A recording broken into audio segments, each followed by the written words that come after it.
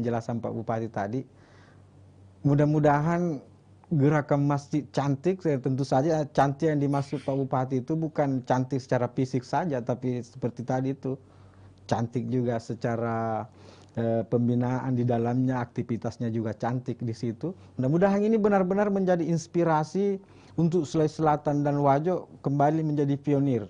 Karena kalau kita baca sejarah, tapi Pak Bupati, di Wajo ini zaman pra modern Sulsel kita mendengarkan bahwa Wajo itu menjadi pionir lewat Tosora misalnya, yang dikenal sebagai di situ justru titik awal peradaban Islam sebenarnya di Sulawesi Selatan itu Tosora. Kemudian di zaman pra modern kita juga banyak belajar dari Wajo lewat Asadia, Pak Bupati. Dan saya kira ini semua pusatnya dari masjid kalau tidak salah. Apalagi Pak Bupati kan juga pengurus pusat Asadia.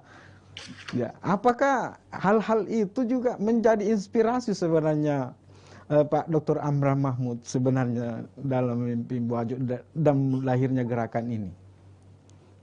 Ya, artinya di wilayah Kabupaten Wajo ini memang sejak tahun 2019 di awal saya diamanahkan, tepatnya 15 Februari 2019, itu tercatat jumlah masjid 698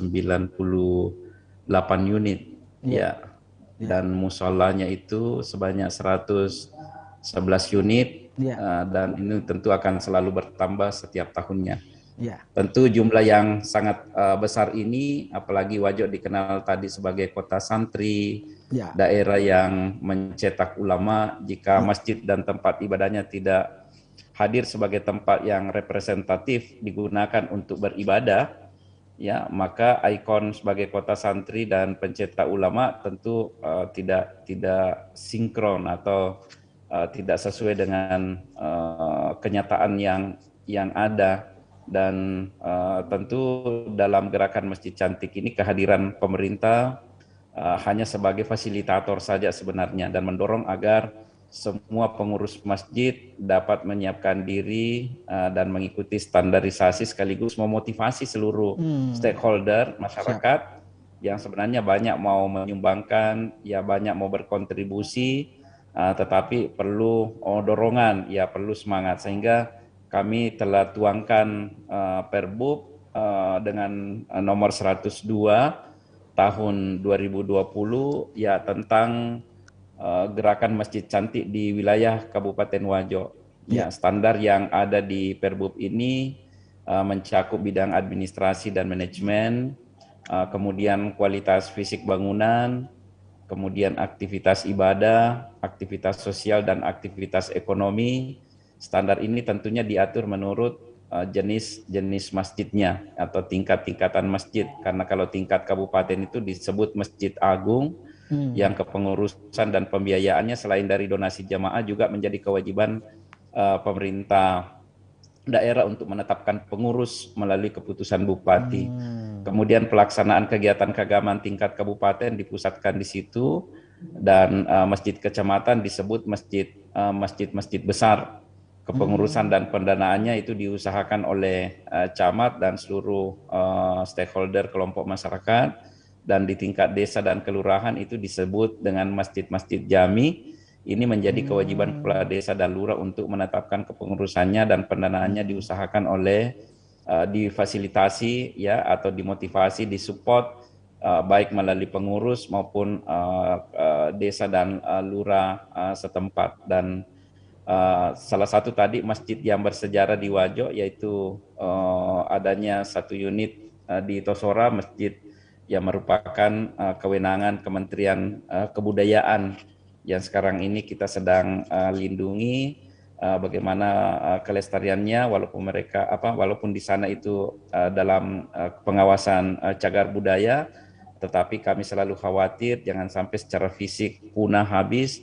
Akhirnya kami coba melindungi tanpa mengubah atau merusak daripada cagar budaya. Dan tentu sebagai pemimpin-pemimpin amanah, kita menyerukan semua kepada seluruh pimpinan-pimpinan sampai tingkat bawah bagaimana amanah yang kita terima ini, kita jalankan ini, kita mengambil peran, ya kita mengambil bagian, minimal tadi menjadi fasilitator. Dan alhamdulillah dengan gerakan ini saling menyemangati, saling memberi dan saling secara positif untuk mereka bisa berlomba-lomba dalam kebaikan atau berfastabiqul khairat.